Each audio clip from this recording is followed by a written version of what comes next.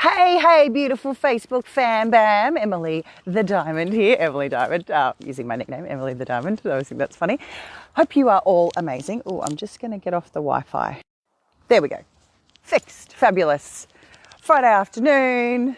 It's beautiful here in Brisbane. We've got that amazing thing where the sun is sending those streams of light through the sky. I think you can see those couple of ones there. Okay, wanted to talk about the difference between having a breakthrough, which is lovely, and yes, we want them all the time, and actually breaking a pattern. One of my sessions today, so had a really fun day today with lots of sessions and then some high-level strategy meetings, and then I just had a lovely little reconnection with one of my facilitators. Fiona, I love you so much. Okay, but one of the sessions this morning was working with a client to really bed down with her and do the not so fun, uncomfortable, conscious work. Oh, someone's calling out to their mama.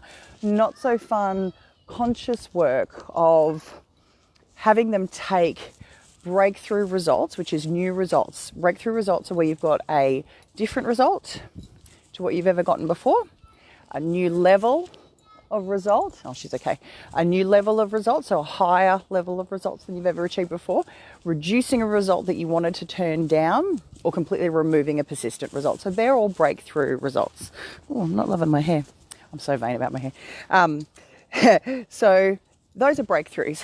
Very, very different to actually breaking a pattern.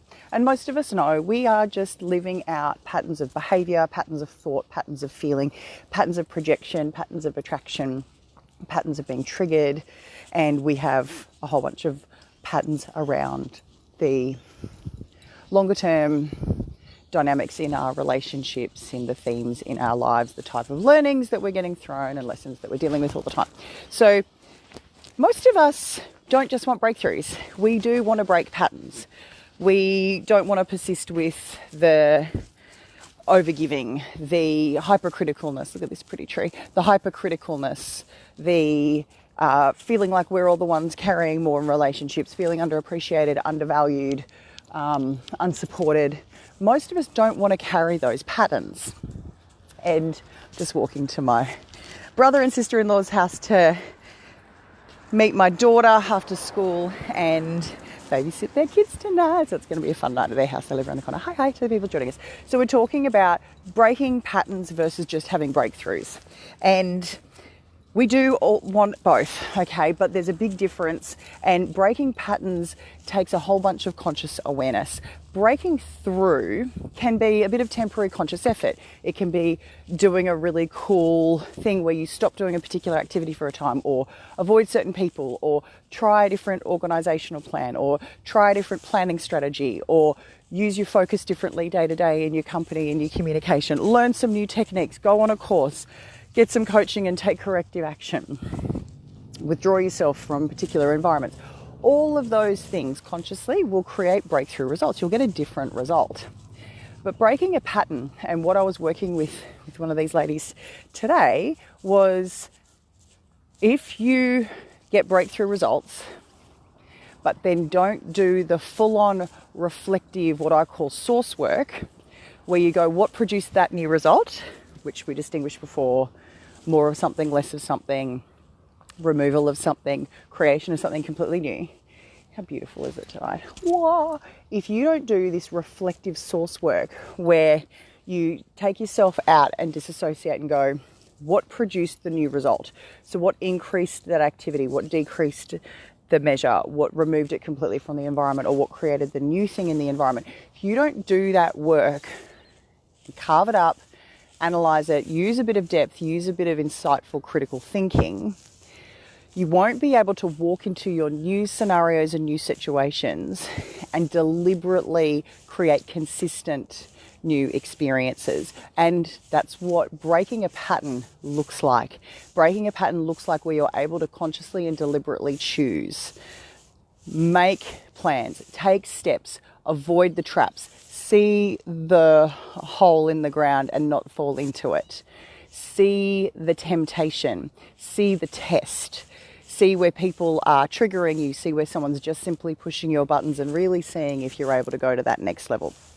So that work of source work of distinguishing the source of our results is one of the biggest components of the work that I do with people. And we do it in a format that we call Miracles and Challenges, when we reflect on from their last bit of work with me to their current bit of work, where we look at what results they have produced, what results they haven't produced, and we look at the source of where they didn't get results so they can make better conscious choices in the future. And we also look at where they did produce results. Now, doing that conscious, deliberate work, like I said, it means that we can create new patterns and break old patterns. And then, of course, there's the unconscious conditioning, and that's where the unconscious change work comes in. The neurolinguistic programming, the DeMartini method, the thought field therapy, the quantum linguistics, all the training around language models, behavioral profiling, all of that. But that's just tricks, right? The real depth of it is about giving people increased choices, increased awareness, being able to walk into situations knowing that we're behaving in a way that gives us the highest probability of the results that we want. So thank you so much to the beautiful client this morning for being cool with me, sharing those things around making a breakthrough and having a breakthrough compared to breaking a pattern. Because she's doing both at the same time right now, and this is not something she's experienced. So she's not experienced so many patterns breaking at a time, and in such a way that her environment's completely changing. So other people are now completely changing the way they behave around her in business, in her private life, everywhere. And it was me being able to kindly say to her, oh, thank you for the likes, me being able to gently and kindly say to her, this is a function of you breaking a pattern, but you've only been able to do that because she had done the hard, not so glamorous, more difficult work of this conscious work, where you build a relationship in your mind between, when I take this pattern of thought, feeling and behavior, here's the result I get. This pattern of thought, feeling, behavior, this is the result I get. So when we build that consciously, it becomes part of our permanent structure in our neurology. It's easier to access. It's natural to then behave that way. Okay, so I'm wishing you all magic. Remember the Friday afternoon exercise, everybody? Having a look at what went right. Remember, we're all conditioned to look for what went wrong. That's a default. You're going to keep doing that. You don't need to put a lot of effort into that. What I need you putting effort into is thinking about what actually went right this week. One of my clients who they're business partners, they do their list of 10 things from each other every week. 10, 20, 100, I don't care. Your brain will naturally pick what went wrong. So what I want you to look for really deliberately is what went right. Where did I honour my commitments? Where did I fulfill on my intentions? Where was I kind? Where was I disciplined? Where did I follow through? Where did I challenge myself? Where did I learn? What are all the little subtle things that went right? You know, my car started every day. I woke up. All of these things are very easy to dismiss, but these are the things that are working around us all the time. All right, thanks for those who've joined us online. Thanks for the likes and emojis and little visits. I'll talk to you guys soon. Bye.